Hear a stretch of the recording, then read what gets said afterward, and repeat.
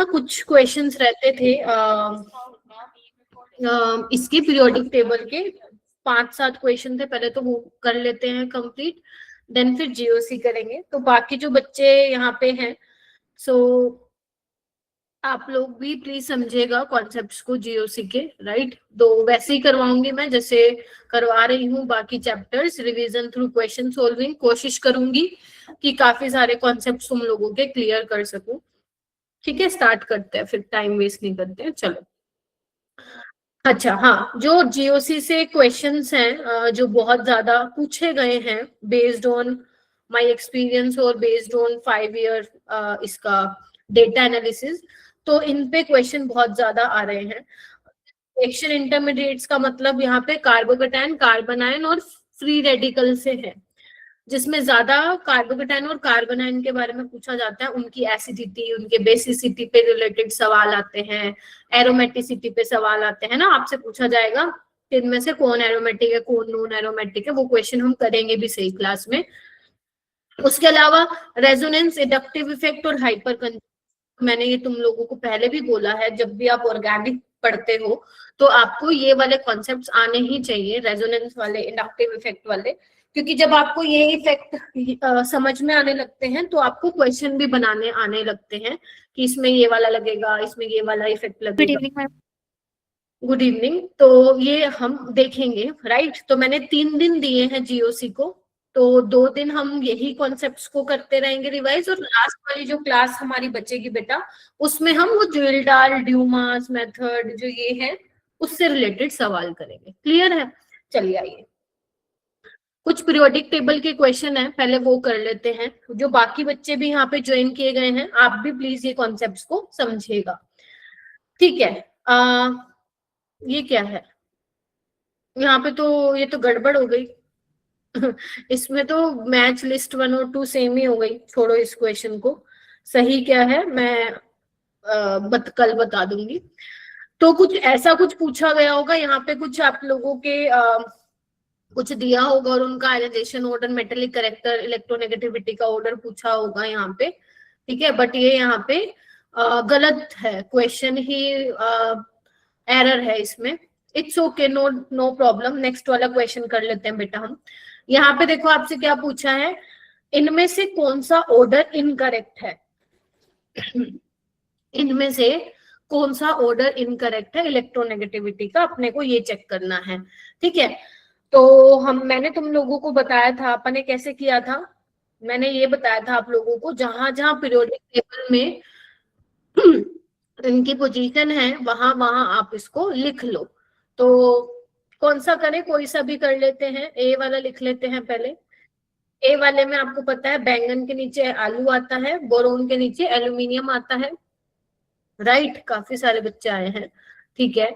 उसके बाद बेरिलियम के नीचे यहाँ मैग्नीशियम होता है, बोरोन के पहले आता है वो, और इसके बाद नाइट्रोजन वाली फैमिली लगती है, मतलब बोरोन के बाद। तो यहाँ पे आपको कार्बन वाली फैमिली, देखो ये मत सोचो मैम बोरोन के बाद तो कार्बन आता है, आप ये देखो पीरियोडिक टेबल में कहाँ आते हैं, तो बोरोन के बाद ही आती है नाइट्रोजन वाली फैमिली, ठीक है। तो ये आपको दिया हुआ है। तो अगर मैं इलेक्ट्रोनेगेटिविटी का ऑर्डर बताऊं तो बेटा लेफ्ट टू राइट आपकी इलेक्ट्रोनेगेटिविटी क्या होती है, इंक्रीज होती है।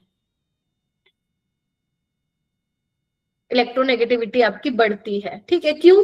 क्योंकि जैसे जैसे आप जाते हो लेफ्ट टू राइट जाते हो, साइज आपका डिक्रीज होता है। साइज आपका डिक्रीज होता है, इफेक्टिव न्यूक्लियर चार्ज बढ़ता है, फोर्स ऑफ अट्रैक्शन बढ़ता है, तो इलेक्ट्रोनेगेटिविटी भी वहां बढ़ती है। इलेक्ट्रोनेगेटिविटी होता क्या है? Tendency of an atom to attract the shared pair of electron towards itself. यही डेफिनेशन आप पढ़ते आ रहे हो लोअर क्लासेस से, राइट।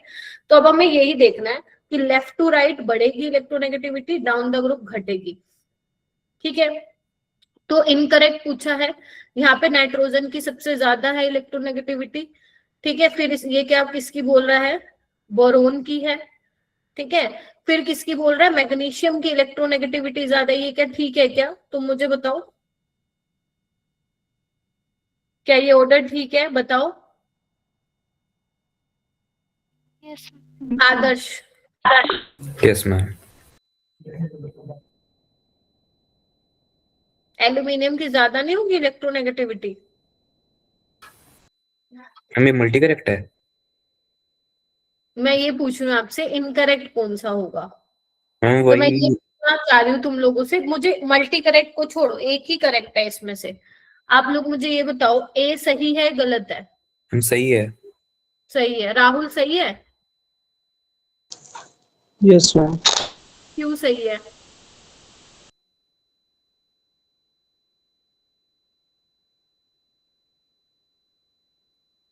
हाँ जी। मैम गलत है। गलत है? क्यों गलत है पीर बख्श? मैम एल्यूमिनियम की ज्यादा होती है। देखो बच्चों, अभी मैंने क्या बोला कि लेफ्ट टू राइट आपका इलेक्ट्रोनेगेटिविटी बढ़ता है और डाउन द ग्रुप घटता है। तो एल्यूमिनियम तो यहाँ आ रहा है ना, तो एल्यूमिनियम की तो ज्यादा होनी चाहिए इलेक्ट्रोनेगेटिविटी, यहाँ तो मैग्नीशियम की ज्यादा बोल रखी है। और मैग्नीशियम तो इलेक्ट्रोपॉजिटिव होता है, आप लोगों को ये तो मालूम नहीं होना चाहिए। एल्कलाइन मेटल और एल्कलाइन अर्थ मेटल से इलेक्ट्रोपॉजिटिव होते, तो गलत तो यही है।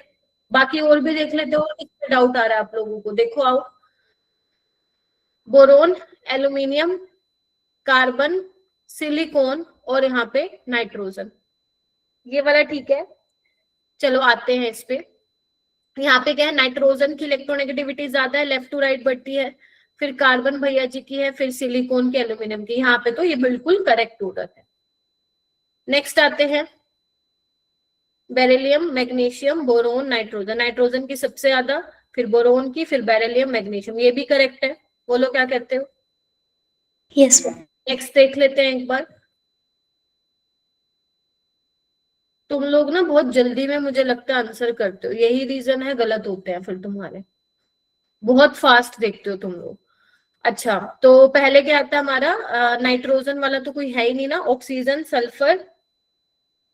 पता चल गया ना, तभी मैं कहती हूँ जल्दी मत करो, एक मिनट रुको। ठीक है, ऑक्सीजन के नीचे सल्फर आएगा और फ्लोरीन वाला उसके बाद आएगा, राइट? तो सबसे ज्यादा आपकी फ्लोरीन की होगी, ठीक है। फिर आपकी ऑक्सीजन की होगी, क्लोरीन, और फिर आपकी होगी सल्फर की, क्योंकि लेफ्ट टू राइट आपकी इलेक्ट्रोनेगेटिविटी बढ़ती है। वैसे भी तुम्हें पता है पूरे पीरियोडिक टेबल में सबसे ज्यादा इलेक्ट्रोनेगेटिविटी किसकी होती है? फ्लोरीन की। फिर किसकी होती है? ऑक्सीजन की। फिर किसकी होती है? नाइट्रोजन की। और ध्यान रखो, नाइट्रोजन और क्लोरीन की according to your NCERT same electronegativity होती है, राइट? इसको आप ऐसे याद रख सकते हो नकल से। नकल, न माने नाइट्रोजन, कल माने क्लोरीन, ठीक है।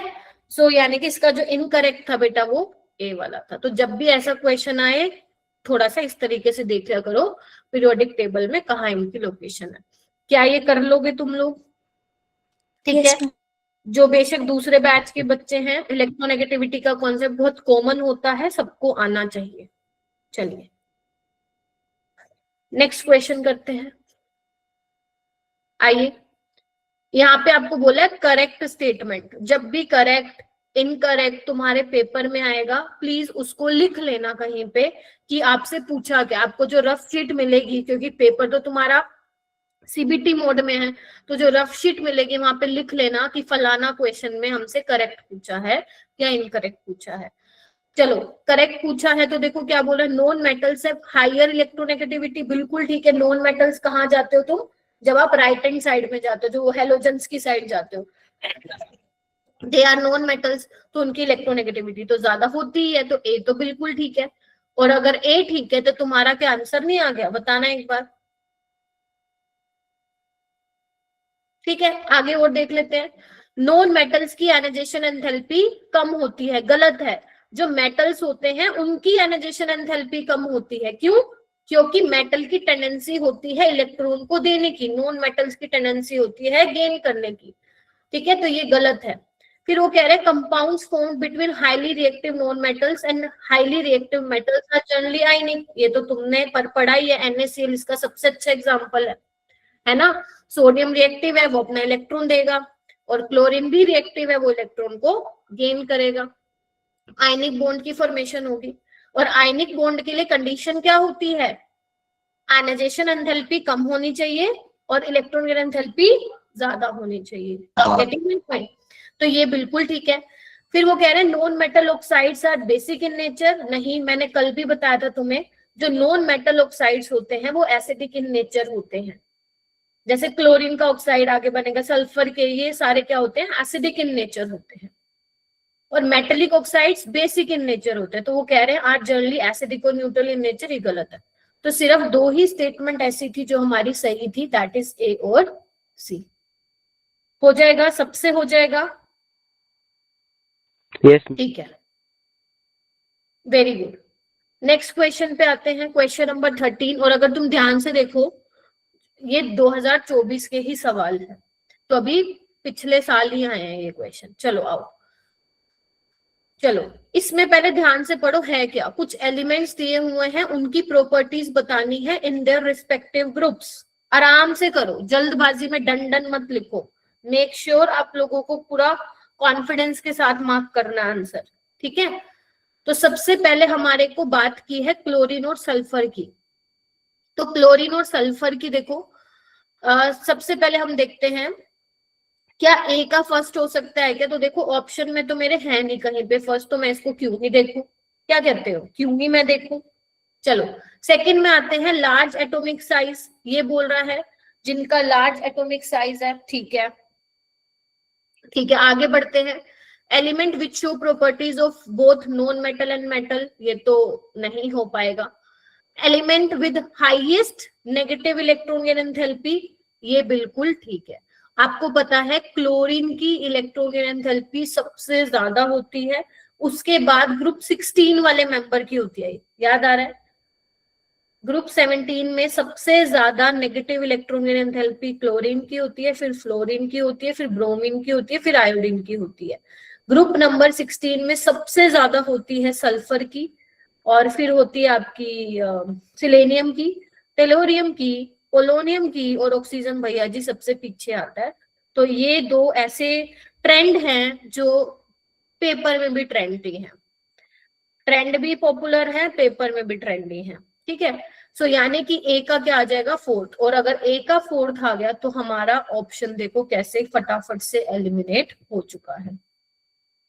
बेटा एक्सेप्शन क्यों आती है, क्या करें, इनऑर्गेनिक है ही एक्सेप्शन में, क्या कर सकते हैं, ठीक है। इनऑर्गेनिक है ही एक्सेप्शन, अब एक्सेप्शन के ही तुम्हें नंबर मिलेंगे, 4 नंबर। सीधी चीजें तो कब आई है इनऑर्गेनिक, बताओ, मेरे को तो याद भी नहीं है कोई इनऑर्गेनिक में सीधा क्वेश्चन पूछा हो, मैम। ठीक है। अगर स्टेटमेंट में चलिए सवाल आया तो फिर रीजन दिया हो तो ट्रू फॉल्स के लिए कैसे करेंगे? हाँ हाँ, देखो इसमें गर्व, अगर तुम्हारे पास आया पेपर में तो मान लो ग्रुप 17 का पूछ रहा है ना वो, तो क्लोरीन का मैंने कल बताया तो था तुम लोगों को कि क्लोरीन की इलेक्ट्रॉन गेन एंथैल्पी ज्यादा क्यों होती है। इलेक्ट्रॉन नेगेटिविटी नहीं बोल रही हूँ, इलेक्ट्रॉन गेन एंथैल्पी बोल रही हूँ, क्योंकि क्लोरीन के पास 3p है ना साइज इसका, 3p वाली ऑर्बिटल है, तो ये अपना इलेक्ट्रॉन मतलब जो बेसिकली इलेक्ट्रॉन गेन करने वाला है वो 3p वाले में एकोमोडेट कर रहा है, जबकि फ्लोरीन 2p में कर रहा है which is smaller in size. तो 2p छोटा है, उसमें इलेक्ट्रॉन भी है, क्यों, क्योंकि फ्लोरीन में क्या होता है 1s2 2s2 2p5 होता है ना, तो 2p में इलेक्ट्रॉन डेंसिटी है, बाहर से इलेक्ट्रॉन आ रहा है 2p में, छोटा साइज है, इलेक्ट्रॉन आ रहा है, जगह ही नहीं मिल रही उसको, रिपल्शन हो रहा है। तो क्लोरीन जो है एज कंपेयर टू फ्लोरीन आसानी से एक्यूमुलेट कर लेता है इनकमिंग इलेक्ट्रॉन को, इसलिए क्लोरीन की इलेक्ट्रॉन गेन एंथैल्पी होती है। पूरे पीरियोडिक टेबल में ग्रुप 17 की जब तुम एनसीईआरटी डेटा देखोगे, ग्रुप 17 की सबसे ज्यादा नेगेटिव इलेक्ट्रॉन गेन एंथैल्पी होती है, और पूरे पीरियोडिक टेबल में मैं बात करूं तो क्लोरीन की सबसे ज्यादा नेगेटिव इलेक्ट्रॉन गेन एंथैल्पी होती है। गर्ग ये ऐसे ट्रेंड हैं जो मतलब बहुत पॉपुलर एग्जाम है, तो ये तो मतलब याद होने ही चाहिए। अगर कोई ऐसी चीज आ जाए मान लो जो पॉपुलर भी नहीं है फिर भी एग्जाम में आ जाए, that is different case, but ये ऐसे क्वेश्चन है जो हर साल ही आते हैं, तो हमें वो करने ही पड़ेंगे, और इस साल भी आएंगे। तुम में से किसी ना किसी की शिफ्ट में मिलेगा ये सवाल, पक्का मिलेगा, 200% मिलेगा। फिर आ जाओ जर्मेनियम और ये क्या नाम है, आर्सेनिक, ये क्या है आपके मेटलोइड्स होते हैं। तो elements which show properties of both metal and non metal. मैंने तुम्हें लिखवाया था ना, आंटी तेरी पूरी सब्जी बासी करके कुछ लिखवाया था मैंने, ठीक है, पूरी बासी,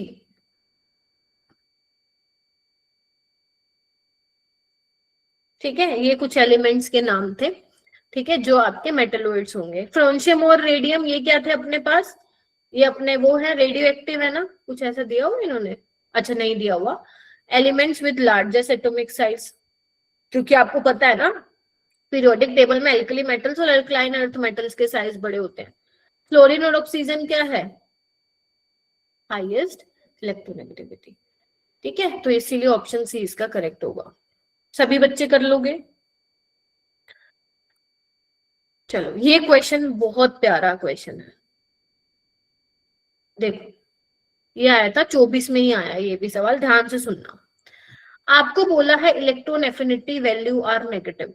देखो यहाँ पे बहुत कंफ्यूजन रहती है बच्चों को दो टर्म्स में, इलेक्ट्रॉन गेन एंथैल्पी में और इलेक्ट्रॉन एफिनिटी में। मैं आपको सिंपल सी बात बता देना चाहती हूँ, आप जो भी क्वेश्चन करोगे वो इलेक्ट्रॉन गेन एंथैल्पी के हिसाब से ही करना, जब तक तुम्हें इलेक्ट्रॉन एफिनिटी जैसा वर्ड ना दिया गया हो पेपर में, समझ गए? अब दोनों सेम ही चीज है, जैसे क्लोरीन की इलेक्ट्रॉन एफिनिटी ज्यादा होती है, इलेक्ट्रॉन गेन एंथैल्पी भी उसकी ज्यादा होती है। इलेक्ट्रॉन एफिनिटी होती है इलेक्ट्रॉन के प्रति प्यार, तो नो डाउट क्लोरीन का प्यार ज्यादा है। तो अब आपको बस ये ध्यान रखना है, जिनकी इलेक्ट्रॉन गेन एंथैल्पी नेगेटिव होगी ना मेरा बेटा, उनकी इलेक्ट्रॉन एफिनिटी पॉजिटिव होगी। साइन का ध्यान रखना है, समझे क्या बोल रही हूं मैं? साइन का डिफरेंस होगा, जिसका इलेक्ट्रॉन गेन एंथैल्पी नेगेटिव होगा उसका मतलब क्या होगा कि वो इलेक्ट्रॉन को खुशी खुशी लेना चाहता है, राइट और नो, तभी उसका नेगेटिव है। इलेक्ट्रॉन एफिनिटी पॉजिटिव का क्या मतलब है, इलेक्ट्रॉन के प्रति प्यार जिसका ज्यादा होगा उसकी इलेक्ट्रॉन एफिनिटी पॉजिटिव होगी, दैट्स इट, खत्म। चलो अब हम आते हैं, सबसे पहले हम पहले इसका ऑर्डर देख, मतलब लाइक इसके हिसाब से देखेंगे, फिर हम साइन को उल्टा कर देंगे इलेक्ट्रॉन एफिनिटी के केस में। देखो सबसे पहले लिए है बेरिलियम। बेरिलियम में होता है 1s2 2s2। आदर्श बताना क्या मार्क किया तुमने इसका आंसर, बताओ। बी,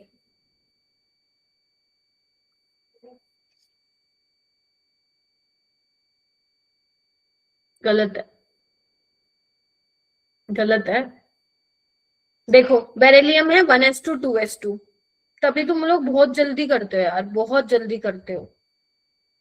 1s2 2h2, तो यहाँ पे क्या, एक बार बताओ इलेक्ट्रॉन गेन एंथैल्पी क्या होगी इसकी, पॉजिटिव होगी, क्या कहते हो? पहले तो बस ये मेरे को हाँ या ना में बता दो। क्यों? क्योंकि ये फुल्ली फिल्ड है, इसको इलेक्ट्रॉन चाहिए ही नहीं भाई, तो क्यों दे रहे हो तुम?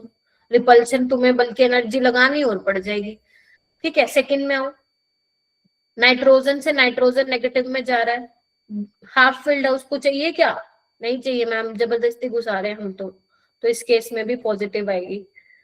सी में देखो O से O2 negative, second electron gain enthalpy मैंने बताया था हमेशा क्या होती है, बोलो, पॉजिटिव। Very good. डी में आओ, वेरी गुड, याद है तुम लोगों को। सोडियम, सोडियम क्या है 1s2 2s2, पीछे डायरेक्ट में 3s1 लिख देती हूँ। अब यहाँ पे देखो जो Na नेगेटिव बन रहा है, Na वैसे तो देखो सोडियम की टेंडेंसी होती है इलेक्ट्रॉन देने की, लेकिन यहाँ पे क्या कर रहा है, वो गेन कर रहा है, क्योंकि गेन करके 3s2 बना लेता है ना, विच इज स्टेबल, तो इसकी इलेक्ट्रॉन गेन एंथैल्पी क्या आती है, नेगेटिव में आती है, इसकी इलेक्ट्रॉन गेन एंथैल्पी नेगेटिव। तुम्हें सिर्फ इलेक्ट्रॉनिक कॉन्फ़िगरेशन से पता लगा लो बस तुम, जो फुल्ली फिल्ड है जो हाफ फिल्ड है उनकी पॉजिटिव होगी, खत्म कहानी। एल्यूमिनियम में क्या होता है, एल्यूमिनियम जब एक इलेक्ट्रॉन एक्सेप्ट करेगा तो इसकी भी इलेक्ट्रॉन गेन एंथैल्पी नेगेटिव होगी। अपने को इलेक्ट्रॉन एफिनिटी चाहिए नेगेटिव वाली, तो कहाँ कहाँ होगी बेटा, देखना एक बार, एक तो यहाँ होगी, एक यहाँ होगी नेगेटिव, एक यहाँ होगी नेगेटिव, यानी कि A B C इन तीनों में इलेक्ट्रॉन एफिनिटी क्या होगी, ऐसे क्वेश्चन पेपर में बहुत सालों से आ रहे हैं और आगे भी आते रहेंगे, पक्का आते रहेंगे, कर लोगे?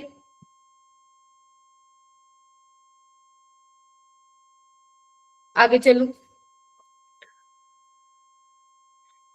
बस ये लास्ट क्वेश्चन है, फिर आपकी जीओसी स्टार्ट हो जाएगी, ठीक है। 15वां क्वेश्चन, ये देखो, मेटेलिक रेडियस ऑफ Na दी हुई है आपको 1.86 आर्मस्ट्रॉन्ग, वो कह रहा है and the ionic radius Na+ is lesser than, ionic radius है Na+ की, वो कम होगी 1.86 से, बात ठीक नहीं है? Yes ma'am. क्योंकि जो आपका सोडियम है उसमें क्या है, 11 प्रोटॉन है 11 इलेक्ट्रॉन है, इसमें क्या है 11 प्रोटॉन है 10 इलेक्ट्रॉन है। तो 11 प्रोटॉन 10 इलेक्ट्रॉन को ज्यादा अच्छे से खींच पाएंगे, न्यूक्लियर चार्ज ज्यादा है यहाँ पे, राइट। तो इसका साइज क्या हो जाएगा, छोटा हो जाएगा, रेडियस छोटा हो जाएगा। तो ये बिल्कुल ठीक स्टेटमेंट है। फिर वो कह रहे हैं आयंस जो होते हैं ऑलवेज स्मॉलर साइज होते हैं। नहीं मैम, अगर आप मान लो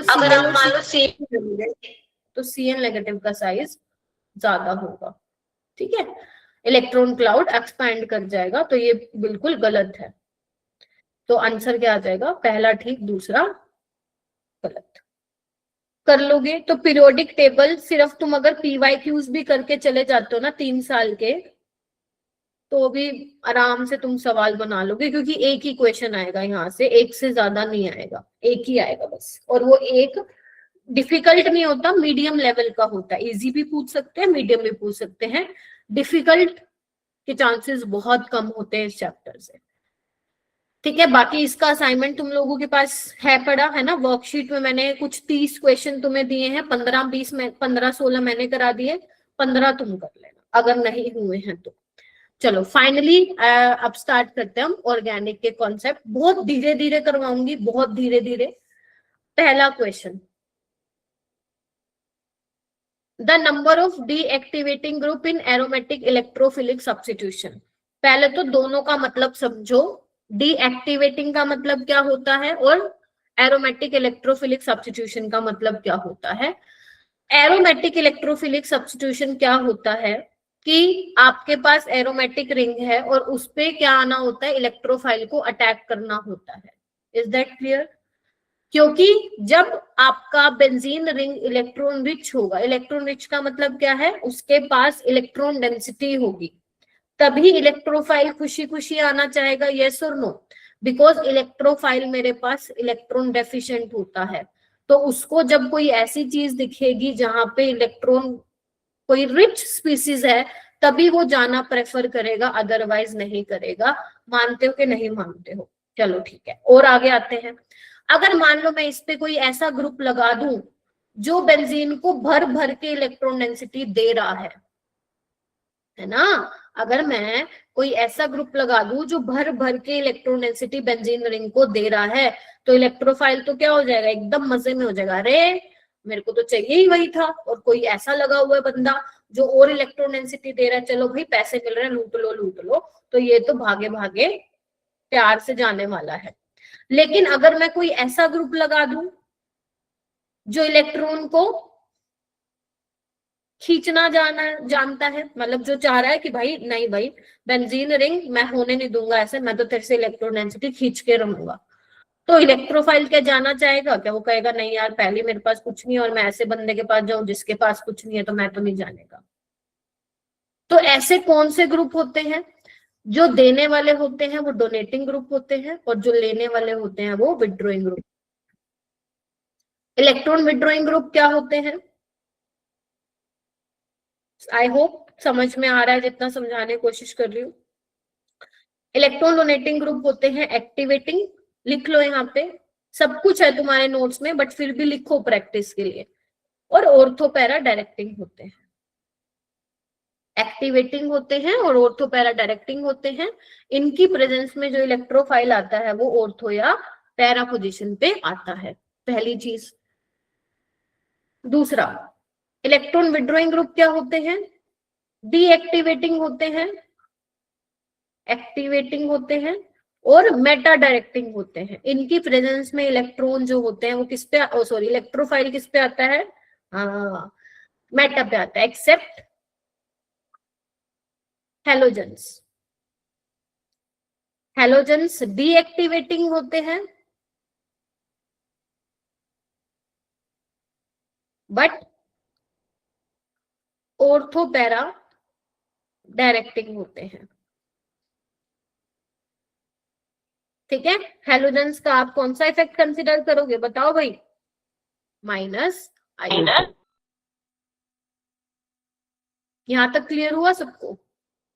Yes, ma'am. चलो अब क्वेश्चन डीएक्टिवेटिंग जो लिखा हुआ है इसमें से ग्रुप हम फिल्टर आउट करते हैं कि कौन कौन से हैं। देखो चलो, बेंजीन पे मैंने सबसे लगाया ये वाला ग्रुप, क्या है ये? CH3 सॉरी CH2COO CH3, ये वाला ग्रुप है एस्टर वाला। यहाँ पे क्या लगाया है NHCOCH3, ये वाला ग्रुप तो तुम्हें बड़े बखूबी जानते हो, अभी क्वेश्चन भी आया था पेपर में। ये नाइट्रोजन से जुड़ा है और ये साइनाइड से जुड़ा है और एक जुड़ा है OCH3। ध्यान रखना, अगर बेंजीन रिंग से डायरेक्ट कोई ऐसा ग्रुप जुड़ा है जिसके पास लोन पेयर है क्या? हाँ मैम, हाँ मैम है, हाँ मैम है। वो वाले एक्टिवेटिंग ग्रुप होते हैं। ठीक है, चलो फिर देख लेते हैं। ये तो इलेक्ट्रोडेंसिटी खींच रहा है -m से, तो ये डीएक्टिवेटिंग है बेटा, शॉर्ट में लिख रही हूँ।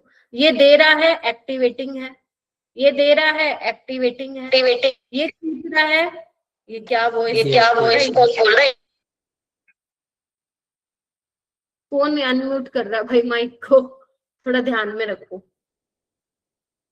ठीक है, ये दे रहा है एक्टिवेटिंग। गर्व तुम्हारा हो रहा है क्या? चलो ठीक है, तो कितने हैं अपने डीएक्टिवेटिंग? 2 हैं, 1 2, आंसर कितना आ जाएगा? 2। किसी को कुछ पूछना है तो पूछो। सुमित हो जाएगा क्या? संदीप, सुमित, सुमित तो कुछ और पढ़ता है, फिर लास्ट में कहता है मैम एक क्वेश्चन था बताओगे जरा, क्योंकि इसकी रीडिंग कंप्लीट हो जाती है 1.25 घंटे तक। फिर पूछते मैम एक क्वेश्चन था बताओगे क्या जरा? बेटा तुम लोगों से डबल स्मार्ट हूं मैं। कल पढ़ रहा था ना, कौन सा चैप्टर, डी ब्लॉक की रीडिंग कर रहे थे तुम लोग क्लास में बैठ के। हाँ जी, हो गया। नेक्स्ट क्वेश्चन सुमित से ही पूछूंगी मैं। चलो, यहाँ तक इसमें फिर पूछ रही हूँ, जिसको डाउट है पूछ लो, क्योंकि मैं दोबारा डिटेल में नहीं बताऊंगी। चलो आगे चलते हैं। अब ये क्वेश्चन तुम्हारे लिए है, एक मैंने कराया, एक तुम करोगे, और हैंड रेस कर लेना।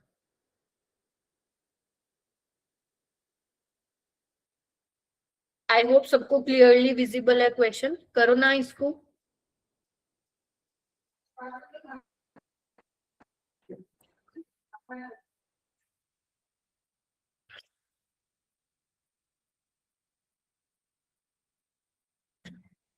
वेरी गुड, पीर बख्श, आदर्श, सक्षम, आर्यन, पलक, सिमरन, अनुज, पलक, राहुल, सुमित, गौरव। ठीक है,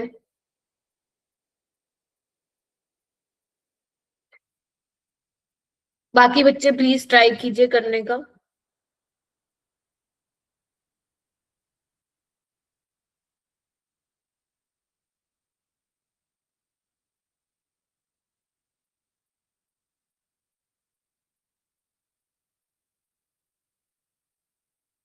सुखजीत ट्राई करो। वेरी गुड, शाबाश। विशाल आप बताओ। हम सी वाला। सी वाला, एग्री करते हो विशाल से सभी? Very good. मेरे को क्या समझाने भाई, कौन अनम्यूट कर रहा है अपने माइक को? भाई चैट में बोल लो। यहाँ पे देखो नाइट्रोजन के पास लोन पेयर है, तुम ऐसे इमेजिन करो बेंजीन के साथ ये डायरेक्टली लगे हुए हैं, तो ये एक्टिवेटिंग होगा, ये भी एक्टिवेटिंग, ये भी एक्टिवेटिंग नहीं हो सकता। इसमें एक एक्टिवेटिंग आगे हटा दो, इसमें भी एक्टिवेटिंग आगे हटा दो। ये देखो NO2 CHO sulphonic group COR, ये सब खींचने वाले हैं, all are meta directing. I hope अभी पेपर में आएगा तो गलती नहीं करोगे मेटा डायरेक्टिंग और ऑर्थो पैरा डायरेक्टिंग में। ठीक है, तो this is your final answer. आगे चलते हैं। ये क्वेश्चन नेक्स्ट है, वैसे तीसरा क्वेश्चन है, इसको मैं थोड़ा सा डिटेल में कराऊंगी। चलो आओ, पहले तो ना तुम्हें मैं एक चीज लिखवा रही हूँ, यहाँ पे लिखना, जरा से लिखना, सारे बच्चे लिखो।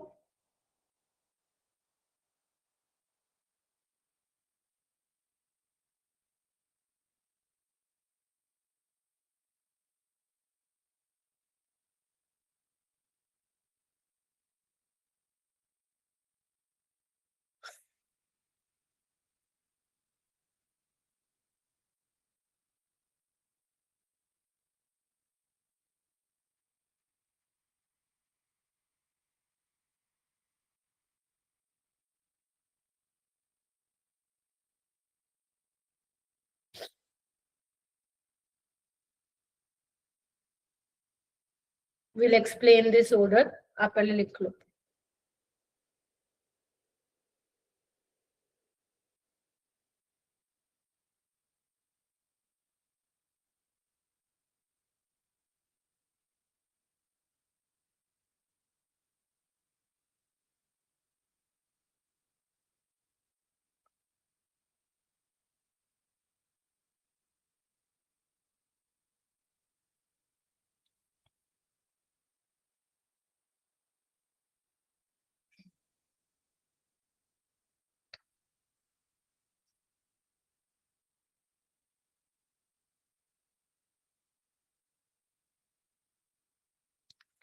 एक बार लिख लो, फिर मैं इसको समझाती हूँ। ये तुम्हारे पूरी ऑर्गेनिक में एसिडिटी करेक्टर जो तुम डरते हो ना, अब नहीं डरोगे कभी भी इससे, ठीक है। अगर तुम्हें डिफरेंट डिफरेंट कंपाउंड्स मिल जाते हैं तो पहले लिख लो इसको, फिर समझाती हूँ।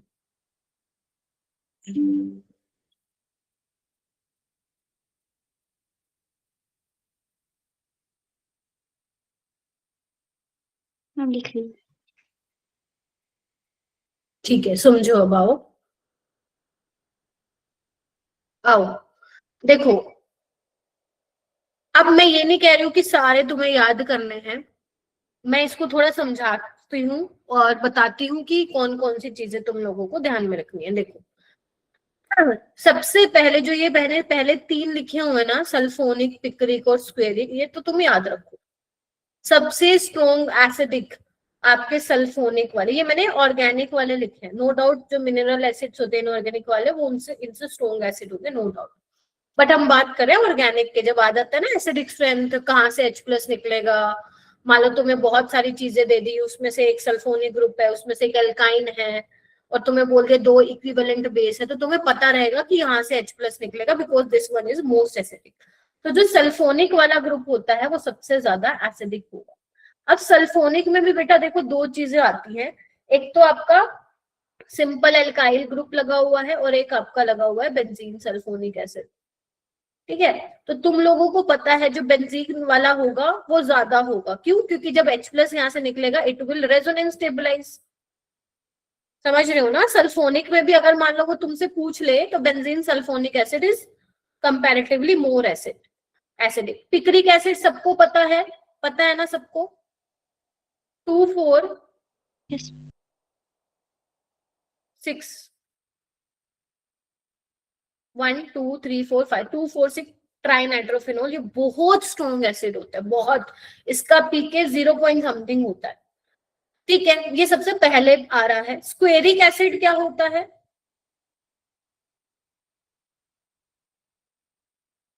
बताया था। जिस बैच में मैंने नहीं बताया वो आप लिख सकते हो।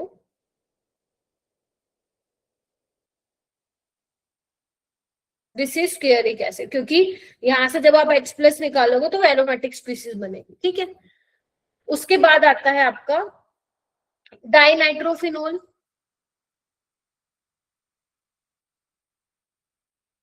ठीक है। अब डाइनाइट्रो में आपका कहीं पे भी 1 और 2 लगा के दे सकते हैं, डाइनाइट्रो वाला होगा। फिर उसके बाद देखो मोनोनाइट्रो बहुत ही पीछे है, ध्यान से देखो, कार्बोक्सिलिक एसिड आ गया है। कार्बोक्सिलिक एसिड में क्या होगा? अब इसमें भी 3 चीजें होंगी, या तो फॉर्मिक एसिड दे देगा वो तुम्हें, या फिर एलिफेटिक कार्बोक्सिलिक एसिड, या फिर बेंजोइक एसिड। समझ रहे हो? इसमें भी ये ऑर्डर होता है, ये अपने क्लास में एक्सप्लेन किया हुआ है, आगे अगर कोई क्वेश्चन आएगा तो कर दो। फिर उसके बाद carbonic acid which is H2CO3, और ध्यान रखना जो H2CO3 है ना, ये सोडियम बाइकार्बोनेट टेस्ट भी पॉजिटिव देता है। क्यों? क्योंकि यहां से CO2 निकल जाता है बाहर। इसको अपने नोट्स में ऐड कर लेना, इस वाले टेबल को। फिर आपका है मोनोनाइट्रोफिनोल। मोनोनाइट्रो में कौन सा आ जाएगा? पैरा वाला आ जाएगा, ऑर्थो वाला आ जाएगा, और मेटा वाला आ जाएगा। और आपको पता है पैरा, ऑर्थो, मेटा में भी कौन सा ज्यादा होता है एसिडिक? पैरा वाला, क्योंकि ऑर्थो में क्या होता है? इंट्रामोलिकुलर, बोलो भाई, हाइड्रोजन बॉन्डिंग। Hydrogen bonding. चलो, फिर ये खत्म। फिर अपने भाई साहब फिनोल की बारी आई है, और एक अमोनियम। इनको आप ध्यान रखना, अमोनियम ज्यादा पूछा नहीं जाता, याद रखोगे तो भी ठीक है, वरना यू कैन इग्नोर, कोई दिक्कत नहीं है। मिथेनॉल ज्यादा एसिडिक होता है वाटर से, ये तो मैंने मेरे ख्याल से सबको पढ़ाया था जब अपन अल्कोहल कर रहे थे, याद करो अल्कोहल वाला चैप्टर पढ़ रहे थे। और मिथेनॉल के अलावा जो अल्कोहल्स बचे हैं वो वाटर से कम एसिडिक होंगे। और अल्कोहल किससे ज्यादा एसिडिक होता है? एल्काइन से, जहां पे आपका sp हाइब्रिडाइज्ड कार्बन से जुड़ा हुआ है हाइड्रोजन। फिर अमोनिया, लास्ट में एल्कीन और एल्केन। तो ये पूरी फैमिली है। अब मैम इसमें हमें याद क्या करना है? देखो भाई, अगर तुम चाहते हो इसकी ट्रिक मैम दे दो तो मैं कल इसकी ट्रिक बना के ढूंढ के लेके तुम्हें बता दूंगी। बट अभी के लिए इसमें क्या याद रखना है? एक तो तुम्हें ये याद रखना है, सबसे पहले 4 याद रखने हैं तुम्हें। सल्फोनिक। मैम हाँ बेटा, बोलो बोलो। मैम ये वाटर से ज्यादा अल्कोहल क्यों है? कौन सा वाला? ये वाला मिथेनॉल। मिथेनॉल। बेटा देखो, इसमें क्या होता है ना, जितने भी ये एसिडिक कैरेक्टर होते हैं ना, मैंने शायद पहले भी तुम लोगों को बताया था, ये ज्यादा स्ट्रॉन्ग एसिड क्यों है, ये मैं कोई अपने आप वो नहीं लिखी, ये मेरे को किसी बुक में नहीं दिया होगा। जब आप पीके वैल्यू निकालते हो और एसिड के लिए, देन आप मार्क करते हो कि ये इससे ज्यादा एसिडिक क्यों है। जो मिथेनॉल की पीके वैल्यू है ना, वो वाटर से कम आती है, राइट। और हम लोग इन एसिडिक स्ट्रेंथ को कंपैरिजन करने की कोशिश करते हैं, inductive effect, mesomeric effect, in effect को लगा के कोशिश करने की कोशिश करते हैं। तो जो मिथेनॉल की पीके आती है ना, वो कम आती है। ये तो पीरबक्स तुम याद ही रख लो, ये याद ही करना पड़ेगा तुम्हें, क्योंकि बाकियों में तो क्या होता है, अल्कोहल में अल्काइल ग्रुप है, वो अपना प्लस साइन लगा के डिस्टेबलाइज करते हैं ऑक्सीजन पे नेगेटिव, लेकिन ये नहीं कर पाता है, ये इतना नहीं कर पाता है जितना बाकी इसकी जगह अल्काइल ग्रुप ले लोगे। तो इसीलिए जो इसका पीके वैल्यू कम देखने को जो मिलता है वो वाटर से भी कम देखने को मिलता है, राइट। सभी ऑर्डर्स को आप एक्सप्लेन नहीं कर पाओगे, ये ऑर्डर आया है on the basis of their pK values. सभी ऑर्डर को आप एक्सप्लेन नहीं कर पाओगे कि ये ऑर्डर इससे ज्यादा क्यों आया, ये सब पीके वैल्यू के बेसिस पे होते हैं जो आपकी स्टैंडर्ड बुक्स में दिए जाते हैं, राइट। अब इसमें से तुम कौन सा ध्यान रखोगे, मैं बता देती हूँ तुम लोगों को। एक तो तुम ये याद रखोगे, ये ऑर्डर याद रखोगे, और ये भी याद रखना अल्कोहल ज्यादा एसिडिक होगा एल्काइन से। और ये वाले याद रखोगे जो फर्स्ट रो में तुम लोगों को दिए हुए, ये वाले, ठीक है। उसके अलावा मोनोनाइट्रो में तुम्हें ये याद रखना है कि पैरा वाला ज्यादा होता है ऑर्थो और मेटा से, ये तो याद नहीं है, तो तुम लोगों को समझाया होगा ऐसा क्यों होता है, ठीक है। कार्बोक्सिलिक एसिड ज्यादा एसिडिक होता है, किससे? आपके मोनोनाइट्रोफिनोल से, राइट। कार्बोक्सिलिक एसिड में फॉर्मिक एसिड हो गया, आपका एलिफेटिक कार्बोक्सिलिक एसिड हो गया, benzoic acid. But less acidic होते हैं डाइनाइट्रोफिनोल से, स्टेरिक एसिड से, पिक्रिक एसिड से और सल्फोनिक एसिड से। बस ये याद रखना है तुम्हें इसमें, ठीक है। तो ये तुम्हारे थे कुछ फैमिली के एसिडिक स्ट्रेंथ। अब इस क्वेश्चन को थोड़ा सा ध्यान से करते हैं। अब एग्जाम में, वैसे तो ये बहुत आसान क्वेश्चन है जो भी मैं करा रही हूँ, इससे मुश्किल भी बनाएगा तुम तब भी कर लोगे। आपको क्या दिया है? But will be the decreasing order of basic strength of the following conjugate base. In conjugate base का तुम एसिड बना सकते हो, क्या बोलते हो? क्योंकि तुम लोगों को बखूबी पता है कि strong acid has week conjugate base. तो एसिड क्या होगा? H+ एक्सेप्ट करेगा तो ये वाटर बनेगा, ये अल्कोहल बनेगा, ये एसिटिक एसिड बनेगा, और ये क्या बनेगा? HCl बनेगा। नो डाउट HCl आपका इनऑर्गेनिक एसिड है भाई, ये तो सबसे स्ट्रॉन्ग एसिड होगा। क्या कहते हो? उसके बाद कौन सा होगा? एसिटिक एसिड, उसके बाद वाटर, और उसके बाद अल्कोहल। क्या कहते हो? ये हो गया एसिडिक का ऑर्डर। इसका उल्टा क्या हो जाएगा तुम्हारा? Strong acid has week conjugate base, तो Cl नेगेटिव सबसे पीछे आएगा, ये देखो ये रहा, ये रहा। उसके बाद CH3CO नेगेटिव, ये रहा। उसके बाद वाटर वाला, और उसके बाद जो आएगा अल्कोहल वाला। बेटा बी ऑप्शन, सी कहां से आ गया? मीथेनॉल थोड़ी ना वो, ठीक है, ठीक है। Yes mummy God. ध्यान रखना। आगे चलते हैं। ओके, नेक्स्ट क्वेश्चन पे चलते हैं। आपसे पूछा है correct stability of carbon ion. देखो अब यहाँ पे कैसे करेंगे, जब भी फिर से सुनो, इन क्वेश्चन को करने के तरीके मैं बता रही हूँ कैसे करते हैं। Stability of carbon ion, stability of carbocation, क्या देखोगे, देख लो पहले एरोमेटिसिटी तो नहीं है, मतलब एरोमेटिक कैरेक्टर वगैरह तो कुछ नहीं है, ये चेक कर लो। रेजोनेंस वगैरह तो नहीं है, ये चेक कर लो। और फिर hyper conjugation and then inductive, तो ये मेन हमारे ऑर्डर होते हैं। हाँ आर्यन तुम बताओ क्या होगा।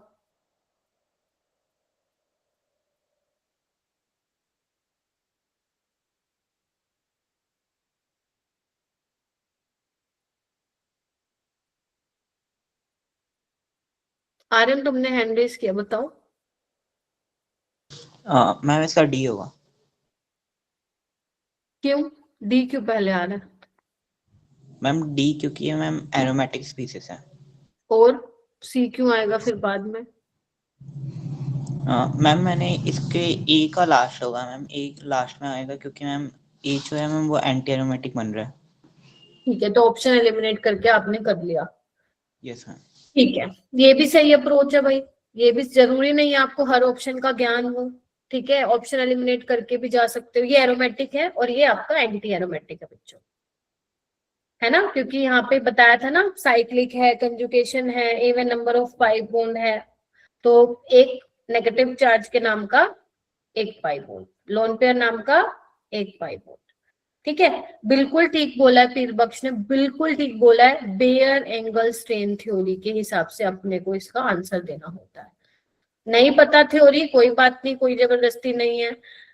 आप लोग बस ये याद रखना कि जो आपकी 4 मेंबर्ड रिंग होती है, 3 मेंबर्ड और 4 मेंबर्ड रिंग लेस स्टेबल होती है, 5 और 6 जो होती है वो ज्यादा स्टेबल होती है। ठीक है, तो अगर मैं बताऊं एक्चुअल में कौन सी स्टेबल होती है, सबसे ज्यादा 6 होती है, फिर 5 होती है, फिर 7 4, ये होता है आपके रिंग ऑर्डर ऑफ, मतलब लाइक रिंग साइज की स्टेबिलिटी का। तो यहाँ पे 5 मेंबर्ड रिंग है, राइट, तो यहाँ पे नेगेटिव चार्ज ज्यादा स्टेबल है एज कम्पेयर टू बी में, तो इसीलिए इसका ऑप्शन क्या आएगा, डी, सी। और ए तो पीछे ही फेंक दो, जहां पे भी तुम्हें दिखे ना एंटी एरोमेटिक है उसको तो सबसे पीछे वाला नंबर दे दो, वो आगे आ ही नहीं सकता, ये हमेशा मैम एक बार एरोमेटिक के लिए जो जो कंडीशन थे वो दोबारा बता दोगे? देखो भाई क्या क्या कंडीशन दिया हो।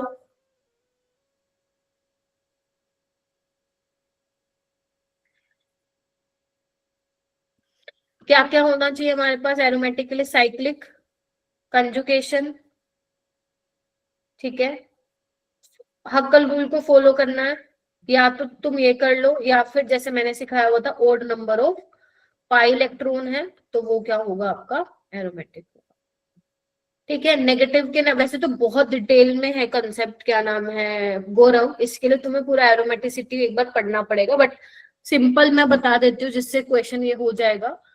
और अगर मान लो लोन पेयर है तो इसके नाम का एक पाई बॉन्ड आपका, अगर क्या बोलते हैं नेगेटिव चार्ज है तो इसके नाम का भी एक पाई बॉन्ड कंसिडर करोगे। तो यहाँ पे देखो ना 1 2 3 कंजुगेशन में भी है और साइक्लिक भी है, तो ये एरोमेटिक है। ठीक है, तो इस तरीके से आंसर देना है। आगे चलते हैं। मैम बेयर एंगल स्ट्रेन कहाँ पे बताया आपने? बेयर एंगल स्ट्रेन थ्योरी होती है जीओसी में, बताया था ना मैंने तुम्हें, जहाँ एक्स्ट्रा क्लास लगाई थी वहां पे। मैम इसमें अच्छा यहाँ पे देखो ना, सी वाले में 5 मेंबर रिंग पे नेगेटिव चार्ज है, यहाँ पे 4 मेंबर पे नेगेटिव चार्ज है। 4 मेंबर रिंग में तो स्ट्रेन है ऑलरेडी, 6 सी जो 5 मेंबर होती है वो लेस स्ट्रेन होती है। ठीक है, मतलब एंगल स्ट्रेन कम होता है। जैसे इधर आओ, यहाँ पे ये वाला कौन सा एंगल बना रहा है अपना, टेट्राहेड्रल एंगल बना रहा है, राइट, और वैसे इसका अंदर वाला एंगल क्या है 108, तो स्ट्रेन देख रहे हो आप बहुत कम है। जबकि 4 मेंबर में क्या होता है 90 डिग्री होता है, और हमें चाहिए कितना होता है टेट्राहेड्रल 109, तो बहुत स्ट्रेन, डिफरेंस देखो। ठीक है, तो इससे हम बोलते हैं कि 5 मेंबर रिंग जो होती है वो मोर स्टेबल होती है एज कम्पेयर टू 3 और 4, और 5 से भी ज्यादा होती है 6 member. Baeyer angle strain theory के अकॉर्डिंग 5 वाली ज्यादा स्टेबल होती है, क्योंकि उसने 2D स्ट्रक्चर्स को कंसिडरेशन में लिया था। लेकिन एक्चुअल में जब हम एक्सपेरिमेंटल करते हैं, मतलब एक्सपेरिमेंट करते हैं, तो उससे ये पता चलता है कि 6 वाली ज्यादा स्टेबल होती है, और ये बेयर्स थ्योरी की एक लिमिटेशन भी है। बट तुम टेंशन ना लो, उस पर मत जाओ, तुमसे कोई भी नहीं पूछ रहा है ये सब चीजें।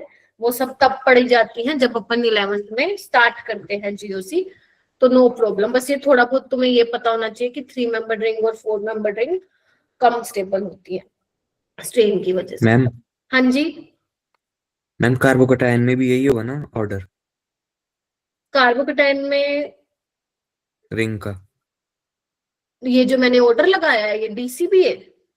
नहीं मैम, वो कार्बोकटायन में ये रिंग वाला 6 5 हाँ हाँ हाँ, 6 मेंबर रिंग आपकी, और सॉरी 6 और 5 ज्यादा स्टेबल होती है एज कम्पेयर टू 3 और 4। ठीक है, बट वो क्वेश्चन ही अलग बन जाएगा। बाकी जो तुम पूछ रहे हो, हाँ वो यही होगा।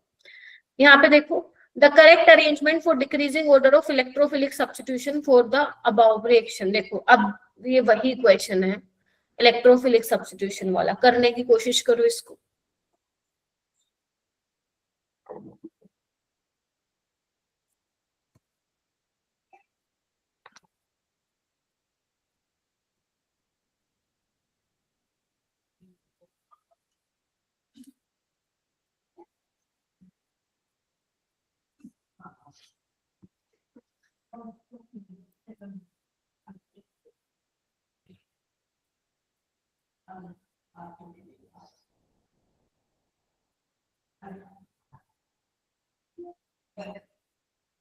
ये टाइम क्यों ज्वाइन कर रहे हो बाय द वे कुछ बच्चे?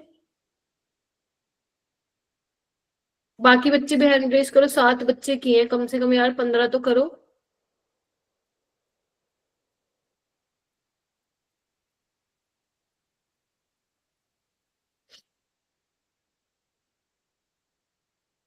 सुमित बताना। Ma'am B option. एक्सप्लेन करना। मैम जो सबसे पहले थर्ड की बात करते हैं, थर्ड में OCH3 लगा, वो प्लस एम लगाता है वेरी गुड। इसलिए। हाँ हाँ, बोलो बोलो, सही बोल रहे हो। मैम कह रहा हूँ मतलब OCH3 है ना, प्लस एम लगाता है और माइनस एम लगाता है, तो उसमें उसकी वजह से वो इलेक्ट्रॉन डोनेटिंग ग्रुप है तो एक्टिवेट करेगा रिंग को, इसलिए हो जाएगी वहाँ पे।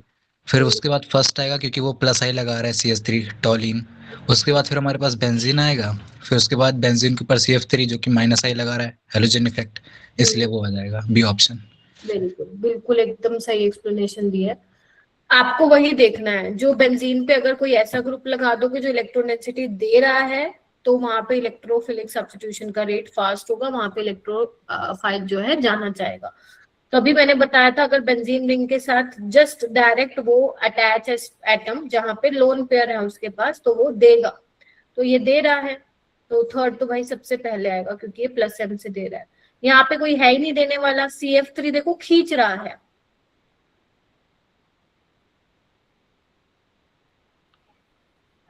ठीक है, माइनस आई लगा रहा है CF3 यहाँ पे। ठीक है, CH3 अपना प्लस आई प्लस एच लगाता है, तो थर्ड के बाद फर्स्ट आ जाएगा। फर्स्ट, एक सेकेंड, हाँ, फर्स्ट के बाद सेकंड आ जाएगा, सेकंड पे ना देने वाला है ना लेने वाला, और लास्ट में क्या आ जाएगा?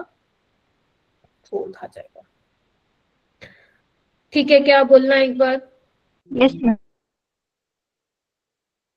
डन। चलिए आइए आगे चलते हैं। Hyper number of carbocation that are not stabilized by hyper conjugation. ये थोड़ा सा मैं दिखा देती हूँ अगर नहीं दिख रहा है तो सही से। एक ये है बेटा स्ट्रक्चर, और एक ये है, यहाँ पे टर्शरी ब्यूटाइल लगे हुए हैं। मैं पूरा नहीं लिखूंगी, तुम्हें खुद समझना है टर्शरी ब्यूटाइल क्या होता है।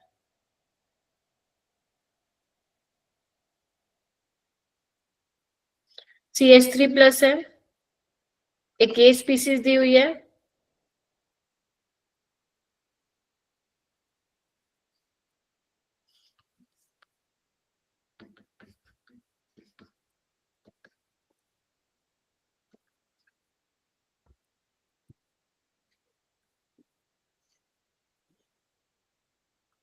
टेक योर टाइम, और अटेम्प्ट करो।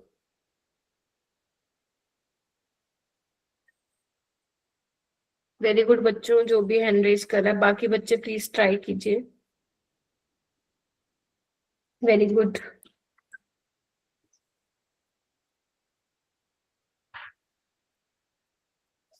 मेरी आवाज ब्रेक तो नहीं हो रही है ना बीच में? No ma'am. ठीक है, एक्चुअली वाईफाई का आज ना वो कम आ रहा है कनेक्शन मेरे रूम में, पता नहीं क्यों। चलो ठीक है ना, नहीं आ रही है, मतलब आवाज सही आ रही है। ठीक है, ठीक है। गर्व का भी हो गया है, काफी बच्चों का हो गया है, यहाँ पे 10 बच्चों का हो गया है। शाबाश। तुषार आप भी ट्राई करो बेटा।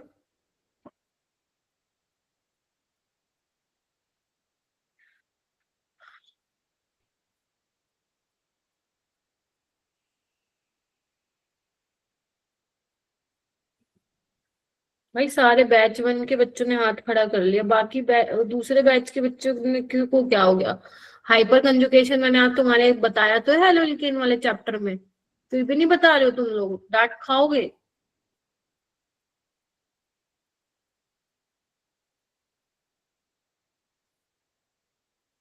सिमरन आप बताओगी? मैम 4 होगा। कौन कौन से है बताना एक बार। मैम एक तो मैम CH3 पॉजिटिव। हाँ मैम एक मैम CH2 पॉजिटिव के साथ जो मैम OCH3 लगा है। हाँ, मैम एक वो लास्ट में है जो, ये वाला। एंड मैम वो 5 मेंबरिंग है जो। लेकिन ये तो कर रहा है ना हाइपर कंजुगेशन से, देखना एक बार, यहाँ तो नो अल्फा हाइड्रोजन है ना बेटा। आपसे पूछा नोट स्टेबलाइज, है ना। एक ये होगा, यहाँ पे भी नहीं है हाइपर कंजुगेशन और यहाँ पे भी नहीं है, देखना यहाँ पे वो है ना tertiary butyl, no alpha hydrogen. तो ये भी तो 1 2 3 4 5। अगर वो पूछता स्टेबलाइज बाय, तो देख लो जो बच गए वो हो जाता 1 2, 2 ही रह गए है ना, तो 2 हो जाता आंसर। 7 है ना टोटल। मैम ये ग्रुप लगे हैं साथ मैम। अच्छा मैम, ओके। हाँ, ये ऐसे ही दिया है पेपर में, कंफ्यूज हो गए थे बच्चे जब ये क्वेश्चन आया था ना, तो वो समझ ही नहीं पाए थे क्या खिचड़ी पका के दे रखे, लेकिन ऐसे ही खिचड़ी पकी हुई थी पेपर में। टर्शरी ब्यूटाइल हमें लग रहा था अलग अलग हैं, समझ रहे हो, बट वो ग्रुप है। ये तो देखा ही नहीं। देखो भाई, देखा क्यों नहीं? देखो फिर, देखो, देखोगे नहीं तो काम कैसे चलेगा। चलो हो जाएगा, आगे बढ़ूं क्या? स्टेबल, स्टेबल कहाँ से आ गया भाई? एंटी एरोमेटिक है वो, एंटी एरोमेटिक कार्बोकेटायन सबसे कम स्टेबल है भाई यहाँ पे। एंटी एरोमेटिक को देखते ही पीछे फेंक दो। सॉरी क्यों बोल रहे हो? मैंने तुम्हें क्या पकड़ के मार दिया क्या, या मैंने तुम्हें कुछ कह दिया? चलो आओ, अब आते हैं correct order of basic strength of pyrrole. तो भैया जी पायरोल बोलते हैं, लेकिन एग्जामिनर को पता है कि मेरे बच्चों को नहीं पता पायरोल क्या होता है, तो उसने लिख के स्ट्रक्चर बना के दिया है। पिरिडीन ये होता है, पिपरिडीन ये होता है। ठीक है, अगर मान लो पेपर में आया तो प्लीज ध्यान रखना, स्ट्रक्चर ये होता है, पिपरिडीन, पिरिडीन और पायरोल। ठीक है, चलो आपको क्या बताना है? बेसिक स्ट्रेंथ बताना है। पीर बख्श दिन रात केमिस्ट्री पढ़ते हो क्या? मेरे को लगता है केमिस्ट्री पे जोर है इसका बस, है।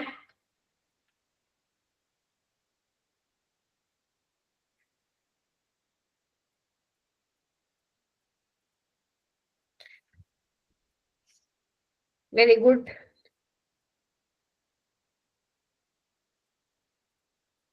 तुषार कौन से कॉन्सेप्ट से एक्सप्लेन करोगे बेटा?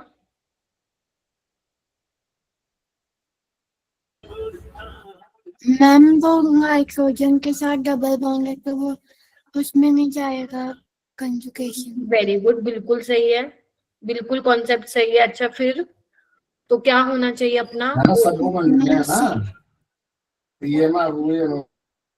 सी ऑप्शन। ठीक है। Yes ma'am. मनीषा आप बताओगी? Yes ma'am. बताओ। मैम जो जो मैम पायरिडीन है उसमें मैम जो साइक्लिक अमीन बन रही है तो इसमें नाइट्रोजन में लोन पेयर है तो ये sp3 वेरी गुड। हाँ, जो सबसे और बेसिक हो जाएगा। और फिर शाबाश। मैम फिर उसके बाद मेरे पास पायरिडीन है उसमें sp2 होगी और जो एरोमेटिक रिंग है उसमें पाई इलेक्ट्रॉन भी है तो ये थोड़ा सा लेस स्टेबल हो जाएगा, लेस बेसिक हो जाएगा। और पायरोल में मैम n4n+2 रूल लगेगा। हाँ, ठीक बताया है। मतलब ठीक है, 90% ठीक है। तुषार आपने ये वाला कॉन्सेप्ट सही लगाया कि नाइट्रोजन के पास नाइट्रोजन के जस्ट साथ ही डबल बॉन्ड है तो वो कंजुगेशन में तो नहीं जाएगा। तो हम लोग क्या करेंगे बेटा, इस क्वेश्चन को हम एक्सप्लेन करेंगे on the basis of hybridization, है ना, क्योंकि यहाँ पे कोई +I+N ग्रुप तो लगा नहीं हुआ ना, तो आपको हाइब्रिडाइजेशन के बेसिस पे एक्सप्लेन करना है। तो आप लोगों को पता होना चाहिए percentage of S character is directly proportional to electronegativity. ये सबके नोट्स में लिखा हुआ है ना? Yes ma'am. ठीक है। और you can say directly proportional to acidic character. तो इसका उल्टा क्या हो जाएगा कि percentage of S character is inversely proportional to basic character, यानी कि sp3 वाले का बेसिक करेक्टर ज्यादा होगा, फिर sp2 का, और लास्ट में sp। ठीक है, चलो अब आ जाओ यहाँ पे। और कैसे कर सकते हो इसको एक्सप्लेन, और भी मैं बताती हूँ, ध्यान से देखना एक बार। देखो यहाँ पे नाइट्रोजन जो है हाइब्रिडाइजेशन sp3 है उसकी, और यहाँ पे अगर तुम ध्यान से देखोगे तो उसके लोन पेयर जो है वो फ्री है ना, लोकलाइज्ड है, कहीं पे कंजुकेशन में नहीं जा रहे हैं, राइट। और यहाँ पे भी कंजुकेशन में नहीं जा रहे हैं क्योंकि साथ यहाँ पे डबल बॉन्ड है, उसको सेम प्लेन नहीं मिल रहा, ये भी फ्री है, लोकलाइज्ड है। But how will you explain the order pyridine और ये पिपरिडीन, क्योंकि sp3 हाइब्रिडाइज्ड है, इसका बेसिक करेक्टर ज्यादा होगा पिरिडीन से। ठीक है। पायरोल में क्या होता है, ये लोन पेयर अवेलेबल ही नहीं है डोनेशन के लिए, क्योंकि लोन पेयर हिस्सा है किसके, कंजुगेशन के, है ना, एरोमेटिसिटी में ही पार्ट ले रहे हैं ना ये लोन पेयर, हाँ या ना, तो अवेलेबल ही नहीं है डोनेशन के लिए। और अगर अवेलेबल ही नहीं है डोनेशन के लिए तो इसका जो बेसिक स्ट्रेंथ होगा वो सबसे क्या हो जाएगा, कम हो जाएगा। तो पायरोल सबसे पीछे आएगा, पिपरिडीन सबसे पहले आएगा, और पिरिडीन क्या आएगा, इनके बीच में आएगा। हुआ क्लियर? यस। ठीक है। तुषार की बड़े टाइम बाद आवाज सुनी है मैंने। चलो आओ आगे चलते हैं बच्चों, नेक्स्ट क्वेश्चन पे चलते हैं। नेक्स्ट क्वेश्चन हमें, ये कौन सा कॉन्सेप्ट है, stability of resonating structure. Question को बाद में करेंगे, पहले अपन पढ़ लेते हैं थोड़ा सा। देखो ऐसे क्वेश्चन 2023, 24, 25 तीनों साल से आ रहे हैं। 95% चांसेस है कि इस साल भी आएगा, बट ये नहीं कि हर शिफ्ट में आएगा, ये चांसेस कम है।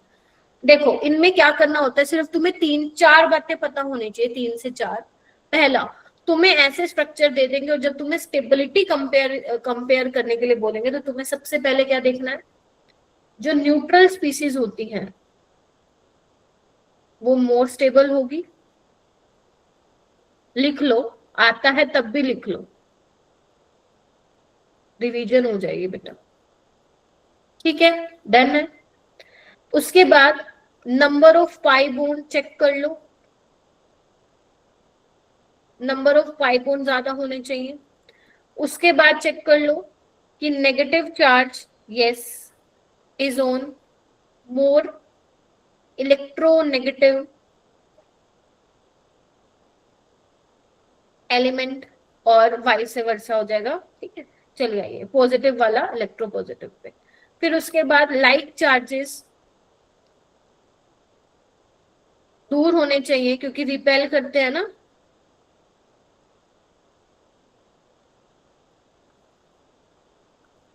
और जो अनलाइक चार्जेस हैं वो पास पास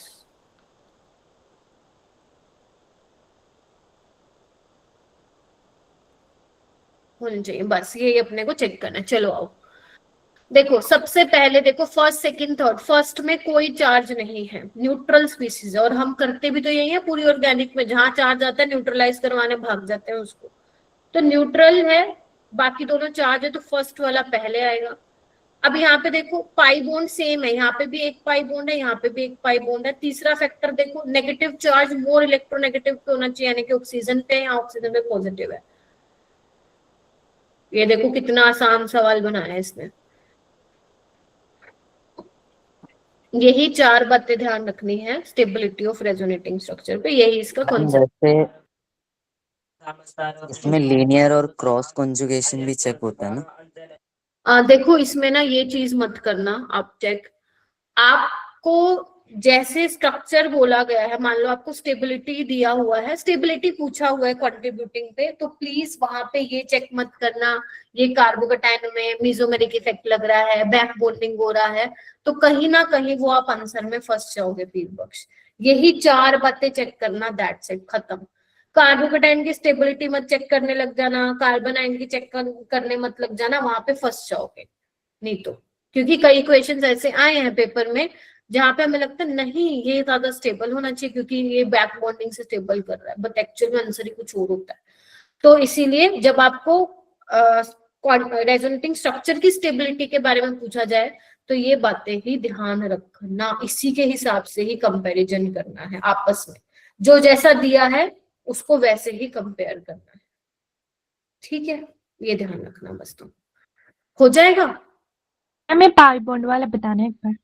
पाई बॉन्ड ज्यादा होने चाहिए, जैसे यहाँ पे देखो ना, यहाँ पे 2 पाई बॉन्ड है, यहाँ पे 1 पाई बॉन्ड है, तो ये ज्यादा स्टेबल है, क्योंकि जहां पे पाई बॉन्ड कम होंगे वहां पे देखना किसी ना किसी में आपका ऑक्टेट जो होगा वो कंप्लीट नहीं होता है, तो उसके लिए सेकंड वाला रूल जो है काम में आता है, पाई बॉन्ड चेक करना है किसमें ज्यादा है किसमें कम है, ठीक है, तो ये चेक करना है। मैम एरोमेटिक स्पीसीज के लिए भी यही चार वो रूल होंगे फॉलो? एरोमेटिक में पूछ लो, इसमें पूछ, ठीक है, ठीक है। तो यस, ये आपका क्वेश्चन था, यही 4 बातें बस ध्यान रखनी है अगर आपसे पूछ लिया जाए, रेजोनेटिंग स्ट्रक्चर इस तरीके से बना के दे दिए जाए, ठीक है। अभी तक ऐसा कोई केस नहीं आया है अपना एरोमेटिक वाला, जितने भी सालों में आए हैं सब इसी टाइप के क्वेश्चंस आए हैं जो इन 4 बातों को लगाने से ही हो गए हैं। तो जब वो क्वेश्चन होने लग जाते हैं 100%, तो टीचर भी कॉन्फिडेंटली बोल पाता है कि ये 4 चीजें लगा के आना, क्वेश्चन बन जाएगा आप लोगों से, ठीक है। आगे चलते हैं। ओके, नेक्स्ट क्वेश्चन देखो, correct order of increasing pK value.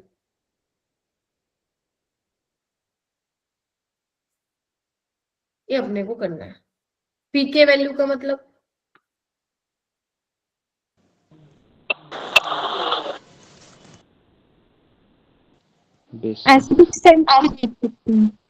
और डायरेक्टली प्रोपोर्शनल टू बेसिसिटी। तुम बेसिसिटी को तो गोली मारो, एसिडिटी के हिसाब से कर लेना। तो अपने को सबसे पहले तुम ये देखो कि सबसे ज्यादा स्ट्रॉन्ग एसिडिक कौन है, और फिर उसका ऑर्डर जो है अपोजिट लगा देना तुम, ठीक है। अब सब में ध्यान से देखो, फिनोल है ना, फिनोल है सब में, तो ये जो ग्रुप लगे हुए हैं इसके बेसिस पे तुम्हें कंपैरिजन करना है। चलो करना स्टार्ट करो।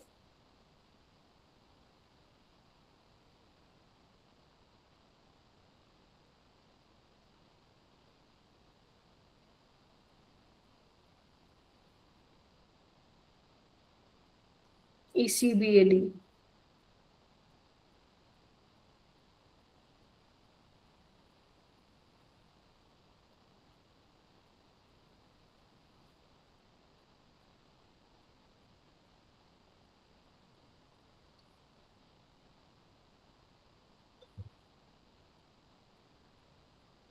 चलो कर लो एक बार, चलो बाकी बच्चे भी कर लो प्लीज।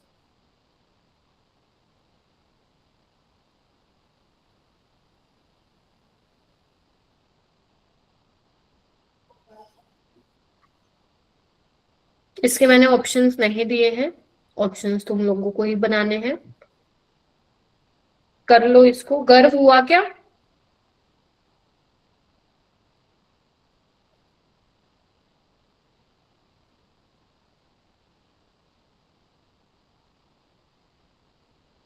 तो गर्व विल एक्सप्लेन। चलो गर्व।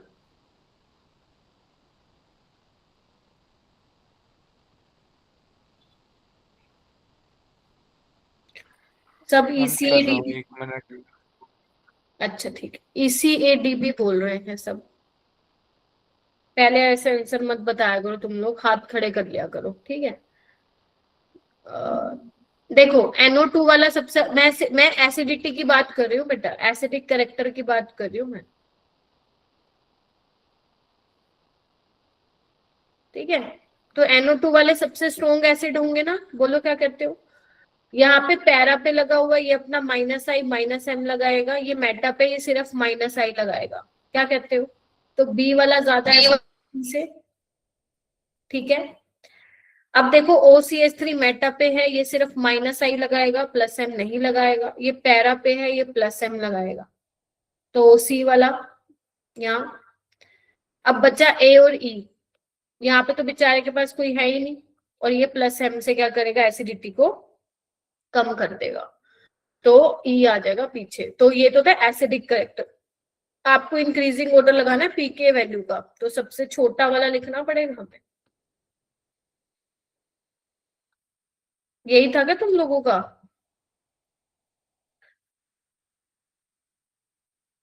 अच्छा तुम लोगों ने वैसे बताया क्या मेरे को, EACDB सुमित गलत है बेटा। फीरबक्स ठीक है, आर्यन ठीक है, सक्षम गलत है, इसने क्या बोला है, CA में गड़बड़ है भाई तुम लोगों की, जिसकी भी है देख लो। ECADB, CA में सबने गड़बड़ मार रखी है भाई। NO2 स्ट्रोंगर होता है -I OCH3 से, ठीक है, याद रखोगे। नहीं तो -I वाली सीरीज में कल लग चिपका दूंगी इस पे, ठीक है। मैम ई और एम में से कौन सा वो होगा ज्यादा एसिडिक, वो बताना। बेटा E में तो OCH3 +M लगा रहा है ना, तो ये तो इलेक्ट्रॉन डोनेटिंग है, ये तो एसिडिटी को कम करेगा। जो इलेक्ट्रॉन विड्रॉइंग ग्रुप होते हैं वो एसिडिटी को बढ़ाते हैं, ये तो देने वाला है। और A में तो कुछ ना देने वाला है ना लेने वाला है, तो A पहले आ जाएगा, मतलब एसिडिटी में कह रही हूँ। ठीक है। तो सबसे ज्यादा एसिडिक B, फिर D, फिर आपका C, फिर A, फिर E। अभी भी नहीं समझ में आया तो पूछ लो। मैम ए और सी बताना एक बार। A और C कहाँ है, ये रहा A और C। बेटा OCH3 मेटा पे है ना, देखो OCH3 के दो इफेक्ट होते हैं बच्चों, कहाँ गया, कोई है क्या, जगह खाली नहीं है, यहाँ बताती हूँ। अगर ये बेंजीन रिंग से डायरेक्ट अटैच है मान लो, या कहीं पे भी है जहां पे दे सकता है, क्योंकि इसके पास इलेक्ट्रॉन डेंसिटी तो +M दिखाएगा, अगर ये कहीं पे दे रहा है तो। अगर नहीं दे रहा है तो ये लेगा, फिर -I भी दिखाता है, तो जहां पे +M लग रहा है तो +M डोमिनेटिंग होगा। अब जहां पे +M लग ही नहीं रहा है तो वहां पे -I लगेगा। तो ये मेटा पे मैंने तुम लोगों को बताया नहीं था, इंडक्टिव इफेक्ट ही ऑपरेट होता है बस, ठीक है। तो इसीलिए वो सिर्फ -I लगा पा रहा है बेटा, ठीक है। इसीलिए C वाला ज्यादा एसिडिक है ए से। अब हो जाएगा, चलो ये वाला क्वेश्चन करो, लास्ट है, फिर बाकी कल करवाऊंगी। 2025 का सवाल है, अब तुम खुद देख लो, इतने क्वेश्चन करने पे ये तुमसे बन ही जाएगा, करके देखो चलो।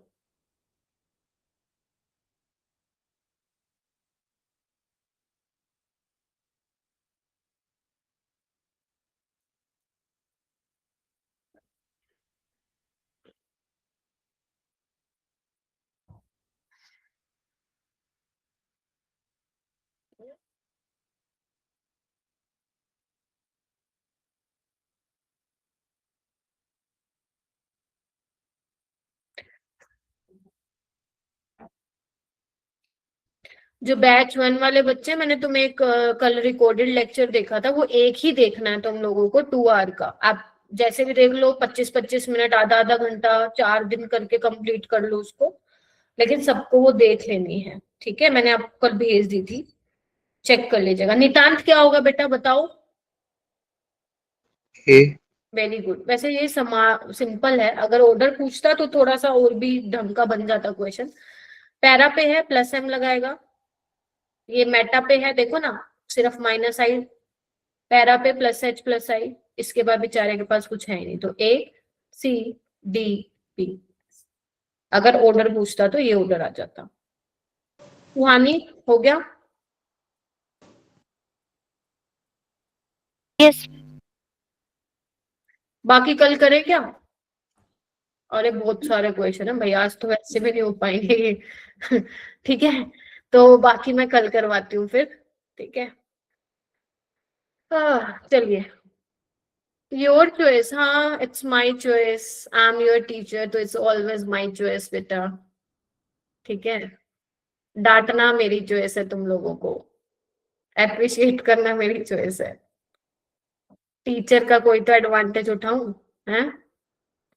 चलो।